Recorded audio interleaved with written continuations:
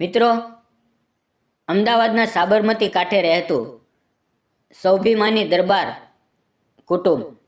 આ કુટુંબમાં સૌથી ઓળખાતું નામ હતું વિરમદેવ. વિરમદેવ દરબાર, ઉંમર 35 વર્ષ, ઊંચું શરીર, ઘાટીલી મૂછો, આંખોમાં આત્મવિશ્વાસ અને ચાલમાં ક્ષત્રિય ગૌરવ. વિરમદેવ માનતા હતા કે ડર એ મનની કમજોરી છે. આ ભગવાન પર વિશ્વાસ હોય ત્યાં અંધકાર કદી જીતતો નથી. તેમના આ સ્વભાવને કારણે જ ઘણા લોકો તેમને હઠીલા પણ કહેતા. એક દિવસ સવારે વિરમદેવને રાજસ્થાનના જેસલપુર ગામથી આમંત્રણ આવ્યું. તેમના જૂના મિત્ર ભાનુસિંહના દીકરાના લગ્ન હતા. આ વર્ષો જૂની મિત્રતા હતી એટલે જવાનું નક્કી કર્યું. લગ્ન 2 દિવસ પછી હતા, પરંતુ વિરમદેવ કામમાં ફસાયેલા હોવાથી રાત્રે જવાનું મન થયું. દિવસ દરમિયાન સમય ન મળ્યો એટલે રાત્રે કાર લઈને જવાની યોજના બનાવી. હવે તેમની સાથે તેમનો નજીકનો મિત્ર કુંવરજી પણ હતો, જે સ્વભાવથી થોડોક ડરપોક પરંતુ દિલથી સાફ હતો. સાંજ પડતા જ વિરમદેવે કાર તૈયાર કરાવી. ઘરના આંગણે દીવો પ્રગટાવ્યો. માતાએ કપા પર કુમકુમનું તિલક કર્યું. રાત્રે રસ્તો સારો નથી દીકરા, ધીમી ચલાવજે, એમ માતાએ કહ્યું. વિરમદેવે સ્મિત કર્યું અને જવાબ આપ્યો, માં તમારા આશીર્વાદ હોય ત્યાં કોઈ ભય નથી. માતાની આંખોમાં થોડો ડર હતો, પણ દીકરાની હિંમત, તેની સામે તેઓ કંઈ બોલી ન શક્યા. રાત્રે લગભગ 10 વાગ્યે બંને મિત્ર અમદાવાદથી નીકળ્યા. હવે શહેરની લાઇટો પાછળ રહી ગઈ અને હાઈવે પર અંધકાર ફેલાતો ગયો. શરૂઆતમાં રસ્તો સારો હતો, સામે વાહનો પણ મળતા હતા. કુંવરજી વાતોમાં વ્યસ્ત હતા. વિરમદેવ શાંતિથી ડ્રાઇવિંગ કરતા હતા. રેડિયો પર ધીમું ધીમું ભજન વાગતું હતું. આજે મનને શાંતિ આપતું હતું. જેમ જેમ કાર આગળ વધતી ગઈ તેમ તેમ રસ્તો ખાલી થતો ગયો. હવે આજુબાજુ ઝાડો વધારે હતા, લાઇટો ઓછી હતી. ઠંડી હવા કારના કાચ સાથે ટકરાતી હતી. અચાનક કુંવરજીએ કહ્યું, વિરમ, આ રસ્તો થોડો અજાણ્યો લાગે છે. વિરમદેવે હસીને કહ્યું, આ રસ્તો અજાણ્યો હોય એટલે ડરવાનું? આ રાજસ્થાનનો રસ્તો આવો જ હોય. થોડા સમય પછી મોબાઈલનું નેટવર્ક ધીમે ધીમે બંધ થવા લાગ્યું.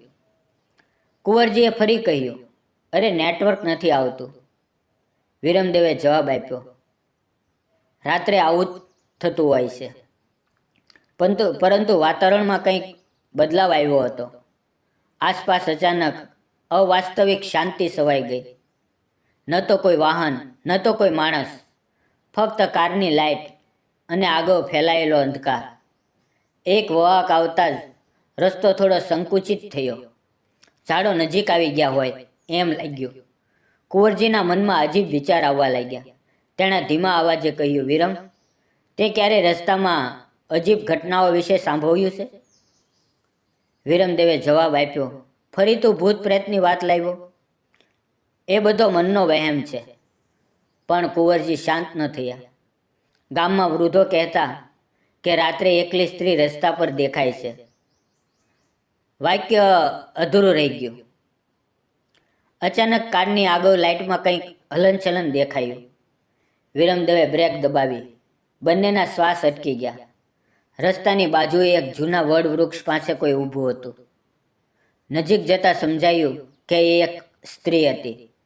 સફેદ કપડાં, ખુલ્લા વાળ, માથું થોડું ઝુકાવેલું. રાત્રે આટલા સુનસાન રસ્તા પર એકલી સ્ત્રી? આ દ્રશ્ય સામાન્ય નહોતું. કુંવરજીના શરીરમાં કંપન શરૂ થયું. વિરમ, આગળ ચલાવ, રોકીશ નહીં, તેણે કાપતા અવાજે કહ્યું. વિરમદેવ થોડા ક્ષણ માટે વિચારમાં પડ્યા. તેના ક્ષત્રિય સંસ્કારમાં કોઈને મદદ ન કરવી પાપ માનવામાં આવતું. તેણે કાર ધીમે કરી. સ્ત્રીએ હાથ ઊંચો કર્યો. અવાજ બહુ ધીમો હતો પણ સ્પષ્ટ હતો, મને મદદ કરો. કુંવરજીએ રાડ પાડી, નહીં વિરમ, આ યોગ્ય નથી. પરંતુ વિરમદેવ રોકાઈ ગયો. તેણે કાચ નીચે કર્યું અને પૂછ્યું, શું થયું? એ સ્ત્રીએ ચહેરો ઊંચો ન કર્યો. તેણે કહ્યું, મને આગળના ગામ સુધી છોડશો? તેનો અવાજ ઠંડો હતો, જાણે હવામાંથી આવતો હોય. વિરમદેવના મનમાં અજીબ લાગણી જાગી, પણ તેણે તેને દબાવી દીધી. હા, બેસી જાઓ, તેણે કહ્યું. સ્ત્રી ધીમે ધીમે કાર તરફ આવી. કારનો દરવાજો ખોલ્યો. બેસતાની સાથે જ કારની અંદર અચાનક ઠંડી વધી ગઈ. કુંવરજીએ પાછળ ફરીને જોયું, પણ અંધારામાં તે સ્ત્રીનો ચહેરો સ્પષ્ટ દેખાયો નહીં. કાર ફરી આગળ વધવા લાગી. થોડી ક્ષણો સુધી કોઈ બોલ્યું નહીં, ફક્ત કારનો અવાજ અને દિલની ધડકન. કુંવરજીને લાગ્યું કે ક્યાંક ખોટું છે. તેણે અરીસામાં જોયું. અરીસામાં સ્ત્રીનું પ્રતિબિંબ અસ્પષ્ટ હતું, જાણે પૂરું દેખાતું ન હોય. તેમના હાથ પસીનાથી ભીંજાઈ ગયા. સ્ત્રી અચાનક વિરમદેવને પૂછ્યું, તમે દરબાર છો ને? વિરમદેવ ચોંકી ગયા. તમને કેમ ખબર? તેણે પૂછ્યું. સ્ત્રીએ હળવું હાસ્યું, પણ હાસ્યમાં ઉષ્મા નહોતી. મને બધું ખબર હોય છે, એટલું કહીને તે ચૂપ થઈ ગઈ. આ એક વાક્યએ વિરમદેવના હૃદયમાં શંકાના બીજ વાવી દીધા. બહાર અંધકાર વધુ ઘેરાતો ગયો. આ રસ્તો જાણે ખતમ થતો ના હોય એમ લાગતું હતું. કારની લાઇટ આગળ પડતી હતી, પણ અંત દેખાતો નહોતો. વિરમદેવે મનમાં પોતાની કુળદેવીનું નામ લીધું. કુંવરજીની હાલત વધુ ખરાબ હતી. તેણે ધીમેથી મંત્ર બોલવાનું શરૂ કર્યું.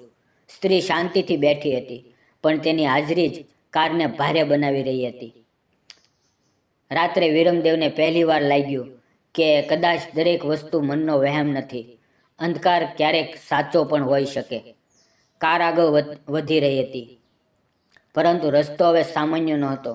આ કાર હવે એકદમ સુનસાન રસ્તે આગળ વધી રહી હતી. આસપાસ ફક્ત અંધકાર, ઝાડવની છાંયોને ક્યારેક સંભવાતા પવનના શિષ્કાર. વિરમદેવે સ્ટેરિંગ મજબૂતીથી પકડી રાખ્યું હતું, પણ મન અંદરથી અશાંત થતું જતું હતું. પાછળ બેઠેલી સ્ત્રી એકદમ શાંત હતી, જાણે આ રસ્તો, અંધકાર, આ રાત તેની ઓળખીતી હોય. કુંવરજીના ગળામાંથી અવાજ નીકળતો નહોતો. તેનું શરીર પસીનાથી ભીંજાઈ ગયું હતું. થોડા સમય પછી કુંવરજીએ ધીમેથી કહ્યું, વિરમ, આ રસ્તો પહેલાં ક્યારેય જોયો નથી. વિરમદેવે નજર આગળ જ રાખીને જવાબ આપ્યો, હાઈવે પરથી થોડું અંદર આવ્યો છું. આગળ ફરી જોડાઈ જશે. પણ તેને પોતાને પણ વિશ્વાસ નહોતો. રસ્તો જાણે લાંબો થતો જતો હતો. કોઈ ચિહ્ન, કોઈ ગામ, કોઈ લાઇટ દેખાતી નહોતી. પાછળથી સ્ત્રીનો અવાજ આવ્યો, આ રસ્તો લાંબો નથી, બસ મન લાંબુ છે. આ વાક્ય સાંભળીને વિરમદેવના હાથમાં જણજણાટી થઈ ગઈ. તેણે અરીસામાં જોયું. આ વખતે પણ સ્ત્રીનો ચહેરો સ્પષ્ટ દેખાયો નહીં. ફક્ત આંખોની જગ્યાએ અંધારું દેખાતું હોય એવું લાગ્યું. કુંવરજીએ અરીસો જોઈને તરત જ નજર ફેરવી લીધી. તેનું મગજે એક જ વાત કહેતું હતું, આ સામાન્ય સ્ત્રી નથી. થોડીવાર પછી કાર અચાનક ઝટકો ખાઈને ધીમી પડી ગઈ. વિરમદેવે બ્રેક દબાવી નહોતી. કાર જાણે કોઈકે અટકાવી હોય એમ થંભી ગઈ. આ શું થયું? કુંવરજીએ કાપતા અવાજે પૂછ્યું. વિરમદેવ બહાર ઉતર્યા. બહાર હવા અસામાન્ય રીતે ઠંડી હતી. અત્યારે કારનું બોનેટ ખોલ્યું, પણ અંદર કંઈ ખરાબ દેખાતું નહોતું. કાર નવી હતી, બગડવાની કોઈ શક્યતા નહોતી. એ સમયે પાછળથી સ્ત્રી ઉતરી. તેણે પગ જમીન પર મૂક્યા, પણ વિરમદેવની નજરે એના પર જ અટકી ગઈ. સ્ત્રીના પગ જમીને સ્પર્શ કરતા નહોતા. તેને એક ક્ષણમાં વિરમદેવને ગામના વડીલોએ કહેલી હતી એ વાતો યાદ આવી ગઈ. રાત્રે જો કોઈ સ્ત્રી રસ્તામાં મદદ માંગે અને તેના પગ જમીનને ન સ્પર્શે, એ વિચાર અધૂરો રહી ગયો, કારણ કે શરીરમાં ભયની લહેર દોડી ગઈ. કુંવરજી પણ બહાર આવ્યો. તેણે પણ એ દ્રશ્ય જોયું. તેના મોઢામાંથી ફક્ત એટલું જ નીકળ્યું, હે માતાજી, અને તે લગભગ બેસી પડ્યો. સ્ત્રીએ ધીમેથી હસીને કહ્યું, હવે ઓળખ્યા? તેનો અવાજ હવે નરમ નહોતો. તેમાં એક અજીબ કર્કશતા હતી. વિરમદેવે હિંમત ભેગી કરી. તમે કોણ છો? તેણે સીધો પ્રશ્ન કર્યો. સ્ત્રીનું હાસ્ય આકાશમાં ગુંજી ઉઠ્યું. હું કોણ છું? એ જાણવું જરૂરી નથી, પણ તમે કોણ છો એ મને સારી રીતે ખબર છે. અંતે વીરમદેવની નજીક આવી. તેની આંખો હવે લાલસોહ થઈ ગઈ હતી. હવામાં દુર્ગંધ ફેલાઈ ગઈ. વીરમદેવ પાછો હટ્યા, પણ અંદરથી ક્ષત્રિય લોહી જાગી ઉઠ્યું. તમે મને ડરાવી નહીં શકો, તેણે કહ્યું. સ્ત્રીનો ચહેરો વાંકો થયો. ડર? આ ડર તો ત્યારે લાગે જ્યારે જીવવા કંઈક બાકી હોય, તેણે કહ્યું. કુંવરજી હવે પ્રાર્થના કરવા લાગ્યો. તેની આંખોમાંથી આંસુ વહેતા હતા. અચાનક આસપાસનું વાતાવરણ બદલાઈ ગયું. આ રસ્તો ગાયબ થતો ગયો. જ્યાં કાર ઊભી હતી ત્યાં હવે ફક્ત કાળો અંધકાર અને ઝાડોના ભયંકર આકારો હતા. પવન જોરથી ફૂંકાવા લાગ્યો. આ સ્ત્રી હવે સંપૂર્ણ બદલાઈ ચૂકી હતી. તેના વાળ હવામાં ઉડતા હતા, દાંત બહાર દેખાતા હતા.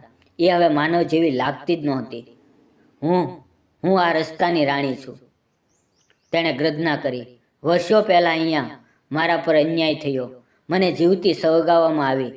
ત્યારથી જે પણ અહીંયા રાત્રે નીકળે તે મારો શિકાર. કુંવરજી સીચ પાડી ઉઠ્યો. વીરમદેવનું હૃદય પણ જોર જોરથી ધબકતું હતું, પણ તેણે પોતાને સંભાળી લીધો. જો તારે બદલો લેવો હોય તો મારી સાથે લે, વીરમદેવે કહ્યું. આ મારા મિત્રને છોડ. શબ્દોમાં દયા હતી, પણ ડર નહોતો.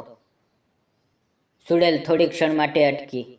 તારા જેવા ઘણા આવ્યા, પણ બધા તૂટી ગયા, તેણે કહ્યું. વીરમદેવે ગળામાં પહેરેલી માળાને પકડી. તે માળા તેની માતાએ આપી હતી. તેણે આંખ બંધ કરી, મનમાં પોતાની કુળદેવીનું નામ લીધું. કુંવરજી પણ એ જ કરવા લાગ્યો. અચાનક હવામાં એક અલગ જ ઉર્જા અનુભવી. સુડેલ પાછળ હટવા લાગી. અને નહીં, આ શક્તિ નહીં, એ રાડ પાડી. પણ અંધકાર હજી હાર માનવા તૈયાર નહોતો. સુડેલે છેલ્લો પ્રયાસ કર્યો. તેણે વીરમદેવને મનમાં ભય ભરાવવાનો પ્રયાસ કર્યો. મૃત્યુ, લોહી, એકલતા. આ ક્ષણભર માટે વીરમદેવનું મન ડગમગ્યું. પરંતુ પછી તેને માતાનો ચહેરો યાદ આવ્યો. સંસ્કાર, ધર્મ અને હિંમત, આ બધા એક સાથે ઊભા થયા. તું અન્યાયનો ભોગ હતી, પણ હવે અન્યાય કરનાર ન બન, વીરમદેવે કહ્યું. આ શબ્દો સાંભળીને ચુડેલ થરથર કાપી. આસપાસનો અંધકાર હળવો થવા લાગ્યો. આ પવન ધીમો પડ્યો. એક તેજ પ્રકાશ ઝળહળ્યો. ચુડેલ શીશ પાડી અને પાછળ ખસતી ગઈ. હું ફરી આવીશ, એ છેલ્લા શબ્દો હતા. પછી અચાનક બધું શાંત થઈ ગયું. વીરમદેવ અને કુંવરજી જમીન પર બેસી ગયા. કાર ફરી સામાન્ય રીતે ઊભી હતી. રસ્તો પાછો દેખાવા લાગ્યો, જાણે કંઈ બન્યું જ ન હોય. બંનેના શરીર કાપતા હતા, પણ તેઓ જીવતા હતા. વીરમદેવે કાર ચાલુ કરી. આ વખતે તે તરત ચાલુ થઈ ગઈ. બંને કંઈ બોલ્યા નહીં, ફક્ત એક જ વિચાર હતો. આ રાત જીવનભર ભૂલાય એવી નથી. કાર હવે સતત આગળ વધી રહી હતી. પાછળ કોઈ અવાજ નહોતો, કોઈ છાયા નહોતી. રસ્તો ફરી સામાન્ય લાગતો હતો, જાણે થોડીવાર પહેલાં જે કંઈ બન્યું તે કોઈ સ્વપ્ન જેવું હોય. વીરમદેવ સ્ટેરિંગ પકડીને બેઠો હતો, પરંતુ હાથ હજી પણ થોડા કંપી રહ્યા હતા. કુંવરજી આંખ બંધ કરીને બેઠો હતો, જાણે આંખ ખોલશે તો ફરી એ ભય સામે દેખાય. થોડા સમય પછી કુંવરજીએ ધીમી આંખ ખોલી. વીરમ, આપણે જીવતા છીએ, તેનો અવાજ ભયથી ભરેલો હતો. વીરમદેવે માથું હલાવ્યું. હા, માતાજીની કૃપા હતી. બંને થોડી ક્ષણ સુધી કંઈ બોલ્યા નહીં. મનમાં ચાલતી ઉથલપાથલને શબ્દોમાં બાંધી શકાય એવી નહોતી. થોડું આગળ જતાં એક નાનકડું મંદિર દેખાયું. રસ્તાની બાજુએ એક જૂનું દેવી સ્થાન. વીરમદેવે કાર ત્યાં રોકી. થોડીવાર અહીંયા બેસીએ, તેણે કહ્યું. બંને નીચે ઉતર્યા. આ મંદિર પાસે દીવો પ્રગટતો હતો, જાણે કોઈ રાહ જોઈતું હોય. વીરમદેવે માથું ઝુકાવ્યું. આંખોમાં આંસુ આવી ગયા. આંસુ ડરના નહોતા, કૃતજ્ઞના હતા. કુંવરજી પણ હાથ જોડીને ઊભો રહ્યો. આજે સમજાયું તેણે કહ્યું કે બધું અંધવિશ્વાસ નથી. કેટલીક શક્તિઓ માણસની સમજથી બહાર હોય છે. વીરમદેવે ગંભીર અવાજે જવાબ આપ્યો. શક્તિઓ સામે અહંકાર રાખવો સૌથી મોટો અપરાધ છે. મંદિર પાસે બેઠેલા એક વૃદ્ધ સાધુએ તેમને જોયા. તેણે ધીમેથી કહ્યું, તમે રસ્તેથી આવ્યા છો ને? વીરમદેવ ચોંકી ગયો. હા બાબા, તેણે જવાબ આપ્યો. સાધુએ આંખ બંધ કરી. એ આત્મા આજે પણ ભટકે છે. જે ડરે તેને ખાઈ જાય છે, શ્રદ્ધા રાખે તેને છોડે છે. વીરમદેવે પૂછ્યું, શું તે ફરી આવશે? સાધુએ શાંતિથી કહ્યું, જ્યાં સુધી અન્યાયની યાદ રહેશે ત્યાં સુધી તેનું અસ્તિત્વ રહેશે, પણ જે દયા બતાવે તેને તે સ્પર્શી શકતી નથી. શબ્દો વિરમદેવના હૃદયમાં ઊંડે ઉતરી ગયા. બંને ફરી કારમાં બેઠા. હવે રાત લગભગ પૂરી થવા આવી હતી. આકાશમાં ધીમે ધીમે લાલાશ દેખાવા લાગી. સવાર નજીક હતી. રસ્તા પર ફરી વાહનો દેખાવા લાગ્યા. જીવન પાછું સામાન્ય થતું લાગ્યું. પરંતુ અંદરથી બંને બદલાઈ ગયા હતા. સવાર પડતા તેઓ રાજસ્થાન પહોંચ્યા. વિરમદેવનું મન શાંત હતું. ભાનુસિંહે તેમને ખુશીથી આવકાર્યા. સ્ટોરીમાં દર્શાવેલા મિત્રો તમામ પાત્રો, સ્થળો અને ઘટનાઓ સંપૂર્ણપણે કાલ્પનિક છે. તેનો કોઈ જીવિત અથવા મૃત વ્યક્તિ કે સમુદાય કે સ્થાન સાથે કોઈ સીધો સંબંધ નથી. આ કોઈની ધાર્મિક, સામાજિક કે વ્યક્તિગત લાગણી દુખાવવાનો અમારો કોઈ હેતુ નથી. આ સ્ટોરીનો હેતુ માત્ર મનોરંજન સાથે એક સકારાત્મક સંદેશ આપવાનો છે. આવી જ વધુ રસપ્રદ સ્ટોરીઓ માટે જોડાયેલા રહો. ફરી મળશું એક નવી સ્ટોરી સાથે. આભાર. જય હિન્દ, જય ભારત. આ વિડીયોને હાઈપ કરવાનું ભૂલશો નહીં. ફરી મળશું આવતીકાલે એક નવી વાર્તામાં. ત્યાં સુધી આવજો. ધન્યવાદ મિત્રો.